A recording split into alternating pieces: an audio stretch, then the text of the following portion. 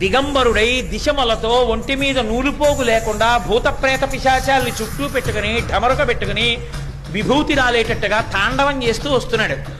ఆ పిశాచాల్ని భూతాల్ని ఆ మధ్యలో ఉన్నవాడిని చూసి తల తిప్పుతుంది. నారదుడు వెంటనే చటుక్కన ఆయనే మీ అల్లుడు నడిపాడు.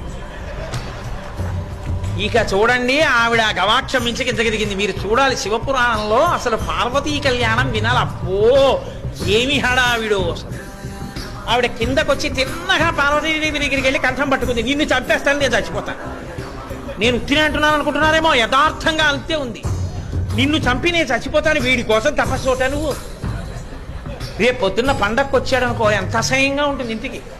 వాళ్ళల్లుడు ఏమిటి, కూర్చోవడం ఏమిటి, కాళ్ళు కడగడం ఏమిటి, ఎలా చెల్లుతుంది ఇదంతా? ఆ చుట్టూ ఆ స్నేహితులు ఏమిటి, ఆ పరివారం ఏమిటి, ఎక్కడ దొరికాడే నీకు? వాడి గురించి తపస్సోటి చేశావా, అల్లుడి కింద తీసుకొచ్చావా? నా ప్రాణం పోయినా పీటల మీద కూర్చోనండి. పాపం హిమవంతుడు వచ్చేదో నచ్చ చెప్పబోయాడు.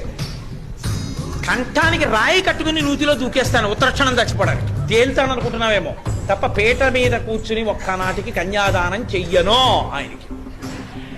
ఇప్పుడు ఇన్ని చెప్పి నేను చూశాను అలాగే ఉంటాడంటే నారదుడిని పిలిచి, నారదా ఆవిడ చూసింది నిజమేనా అంటే ఆయన ఊరుకున్నాడు. అంటే హిమవంతుడికి అనుమానం వచ్చింది.